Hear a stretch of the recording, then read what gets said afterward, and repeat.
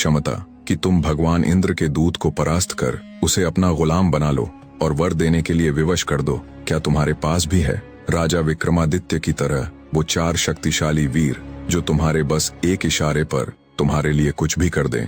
अगर है तुम्हारे अंदर भी ये सब खूबियां तो बेशक तुम इस सिंहासन पर विराजमान हो सकते हो। द्वितीय पुतली चित्रलेखा की बात सुन राजा भोज का मुंह उतर जाता है। विक्रमादित्य के किस्से सुन राजा भोज को खुद पर बड़ी लज्जा महसूस हुई। उन्होंने अपने मन में विचार किया कि वो तो विक्रमादित्य के सामने सच में ही एक तुच्छ मनुष्य है। सच में कितने महान थे विक्रमादित्य, जिन्होंने एक साधु के कहने मात्र से अपना सिंहासन त्याग दिया और राजकाज छोड़कर वर्षों जंगलों में रहकर तप किया। कितने शक्तिशाली थे वो, जिसने देवताओं के भेजे दूत को चंद पल्लों में अपने सामने झुकने पर मजबूर कर दिया। ये सभी विचार करते करते उन्होंने सोचा, पर अब तो विक्रमादित्य यहाँ नहीं है, अब तो उनका समय नहीं है। ये समय मेरा है और मुझे पूरा अधिकार है इस दिव्य सिंहासन पर विराजने का। आज का दिन भले ही बीत गया हो, लेकिन मैं कल अवश्य ही इस अलौकिक सिंहासन पर बैठकर रहूंगा। इन्हीं विचारों के साथ राजा भोज दरबार से चला जाता है। सिंहासन से निकली प्रथम पुतली रत्नमंजरी की ही तरह दूसरी पुतली चित्रलेखा ने भी भोज को सिंहासन पर बैठने नहीं दिया। अगले दिन फिर से तय समय पर सभी राजदरबारी राजदरबार में उपस्थित हो गए। राजा भोज फिर से मन में एक नई उम्मीद लिए सिंहासन पर बैठने को उतावले हो उसकी तरफ बढ़ते हैं। पर जैसे ही वो सिंहासन के पास जाते हैं, एक बार फिर से उस दिव्य सिंहासन से एक रहस्यमयी पुतली प्रकट हुई, जिसका नाम था सत्यभामा।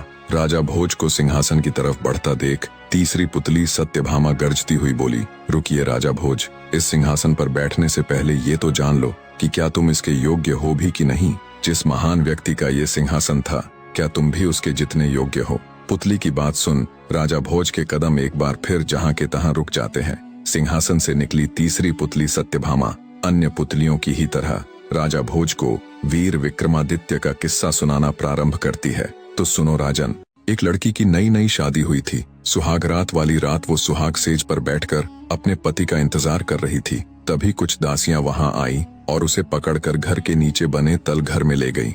नई नवेली दुल्हन दासियों के इस एकदम से किए गए व्यवहार से अचंभित हो गई। उसे कुछ समझ नहीं आया कि ये उसके साथ हुआ तो हुआ क्या। वो कुछ समझ पाती इससे पहले ही उसे पकड़कर लाई दासियां बोली, आपके पति की आज्ञा से आपको जीवन भर इस तल घर में बंद रखा जाएगा। पहले से ही उलझनों में फंसी देवयानी के लिए ये वचन किसी परमाणु बम से कम नहीं थे। अचंभित होती हुई वो उन दासियों से बोली, ये आप क्या कह रही है और मुझे क्यों इस तल घर में बंद करके रखा जाएगा? मैं बहू हूँ इस घर की, क्या मुझे यहाँ बंद करने के लिए विवाह करके लाया गया है? मेरे पति कहाँ है? मैं उनसे अभी की अभी मिलना चाहती हूँ। देवयानी की बात सुन दासियां बोली, माफ करे बहू रानी, पर आप उनसे अपने इस जीवन में तो कभी नहीं मिल पाएंगी। दासियों की बात सुन नई नवेली दुल्हन यानी देवयानी के सब्र का बांध टूट गया। वो गुस्से से बोली, ये मेरे साथ क्या व्यवहार हो रहा है? तुम सब ये क्या कह रही हो? आखिर मेरा अपराध क्या है जो मुझसे इस तरह का सलूक किया जा रहा है? तब उनमें से एक दासी बोली, बहुत बड़ा अपराध हुआ है आपसे बहू रानी। सुना है विवाह से पूर्व आप कहा करती थीं कि पुरुष की अपेक्षा स्त्री अधिक चतुर और बुद्धिमान होती है। दासी की बात सुन गुस्से में देवयानी बोली, हाँ बिल्कुल मैं ऐसा कहा करती थी और अब भी कहती हूँ कि स्त्री पुरुष की अपेक्षा अधिक चतुर और बुद्धिमान होती है। नई दुल्हन यानी देवयानी की बात सुन दासियां कुछ कहती, उससे पहले ही उस लड़की की सासू वहां आ गई जिसने उसकी ये बात सुन ली। वो गुस्से से देवयानी से बोली, मूर्ख लड़की, तेरे इसी अभिमान का दंड अब तुझे जीवन भर मिलेगा। जिस दिन से मेरे पुत्र ने सुना है कि तुम लड़की होकर इस तरह की बातें करती हो, उसी दिन से वो हमारे पीछे पड़ा हुआ है और उसने आग्रह किया कि वो तुमसे विवाह करना चाहता है और हमें भी मजबूरी में उसकी बात माननी पड़ी। अब वो तुझे जीवन भर इसी तल घर में बंद करके रखेगा, ये देखने के लिए कि तुम कितनी बुद्धिमान हो, कितनी चतुर हो। ये सुन देवयानी के पैरों नीचे से जमीन खिसक जाती है। स्वतः ही उसकी आंखों से टप टप करके आंसू बहने लगते हैं। आगे उसकी सासू बोली, स्त्री को अपनी मर्यादा का ध्यान रखना चाहिए। जो स्त्री अपनी मर्यादा को उल्लंघने की कोशिश करती है, उनकी यही दुर्दशा होती है। इतना कहकर वो दासियों के साथ वहां से चली जाती है। लड़की के ऊपर तो जैसे दुखों का पहाड़ टूट पड़ा था। वो निर्जीव से शरीर के साथ वहीं माथा पकड़कर बैठ जाती है। वहीं पर उस बेचारी को 2 समय का खाना दे दिया जाता। अपने पति के इस कृत्य से देवयानी बहुत आहत हुई। उसे समझ ही नहीं आ रहा था ये उसके साथ हुआ तो हुआ क्या। अब उसके पास सिवाय रोने और अपनी किस्मत को कोसने के और कोई चारा नहीं था। दिन बीतते गए और जब उस बेचारी के रो रो कर आंसू सूख गए तो देवयानी ने अपने मन में ये प्रण किया कि वो उस दुष्ट आदमी को सबक सिखाकर रहेगी और उसका गुरूर तोड़ते हुए ये सिद्ध करके दिखा देगी कि उसकी सोच सही है। ऐसे ही दिन बीतने लगे। उसने अपने पति को सबक सिखाने के लिए एक योजना बनाई और योजना अनुसार एक दिन उसने खाना देने के लिए आने वाली दासी को किसी तरह राजी कर लिया और उसे एक पत्र देते हुए उस पत्र को उसके पिता के पास पहुंचाने के लिए कहा। दासी ने उसके कहे अनुसार वो पत्र उसके पिता के पास पहुंचा दिया। जब वो पत्र उसके पिता ने पढ़ा तो उसकी आंखें फटी रह गईं, क्योंकि उसका पिता बहुत बार अपनी बेटी की ससुराल उससे मिलने उसका हालचाल पूछने के लिए जा चुका था, पर हर बार उसके सामने कोई न कोई बहाना बनाकर उसे उसकी बेटी से मिलने नहीं दिया जाता। आज पहली बार था जब उसे अपनी बेटी की इस दुर्दशा के बारे में पता चला। उसकी बेटी ने पत्र में अपने पिता को सख्त हिदायत दी थी कि उसे छुड़ाने की बिल्कुल भी कोशिश न करे और न ही ये बात किसी दूसरे को बताए, क्योंकि इतना सब होते हुए भी वो अपनी ससुराल पक्ष या अपने पति की जरा सी भी बदनामी नहीं करना चाहती थी। लड़की ने पत्र में अपने पिता से आग्रह किया कि वो अपने घर से लेकर उसकी ससुराल तक एक ऐसी सुरंग बनाए, एक ऐसा गुप्त मार्ग बनाए जिससे वो जब चाहे अपने पिता से मिलने आ सके।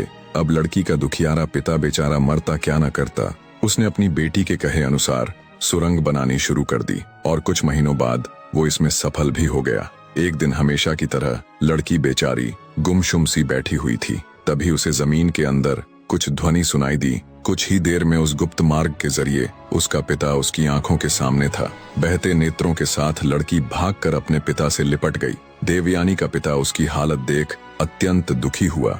लड़की सुरंग के रास्ते अपने पिता के घर आ गई। अब वो हर रोज उस गुप्त मार्ग से कुछ समय के लिए अपने पिता के घर जाने लगी।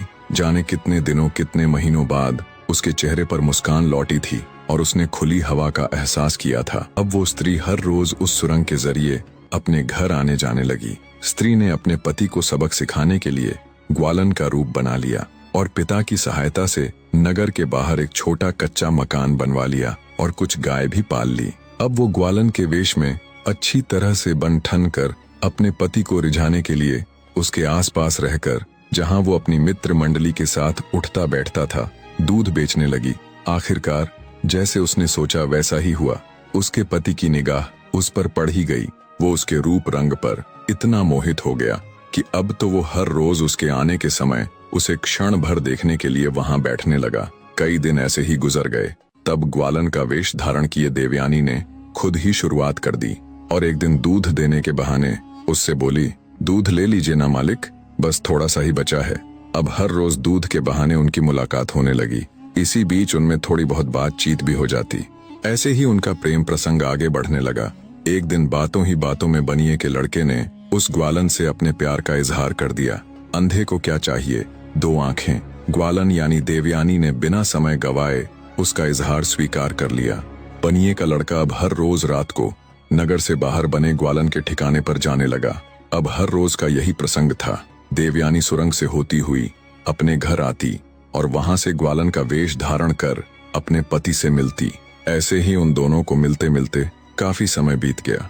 बनिए का लड़का अब हर रोज अपनी ग्वालन प्रेमिका को कुछ न कुछ भेंट देने लगा। कभी आभूषण तो कभी धन, तो कभी कुछ तो कभी कुछ। पर फिर एक दिन जब बनिए का लड़का ग्वालन से मिलने आया तो न उसे ग्वालन का वो कच्चा मकान मिला, न उसकी गाय और न वो खुद। ये देख वो भौचक्का सा खड़ा रह गया। उसने आसपास बहुत पूछताछ की, पर कोई उसे कुछ बताता तो तब जब किसी को उस ग्वालन के बारे में कुछ मालूम होता। ग्वालन के प्यार में वो अब हर समय विरक्त रहने लगा।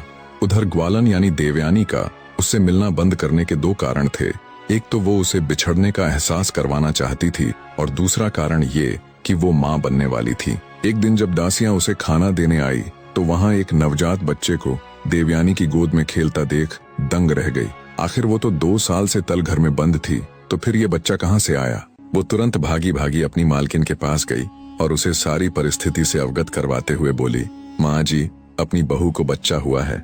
ये बात सुन बुढ़िया उसे झिड़काते हुए बोली, क्या तुम पागल हो गई हो, जो कुछ भी अनाप शनाप बके जा रही हो। 2 साल से तल घर में बंद अकेली स्त्री को बच्चा कैसे पैदा हो सकता है। वो तुरंत दासियों के साथ तल घर में जाती है। देखा तो उनकी बहू की गोद में एक नवजात शिशु खेल रहा है। ये देख उसके भी पैरों नीचे से जमीन खिसक गई। आग बबूला होते हुए बोली,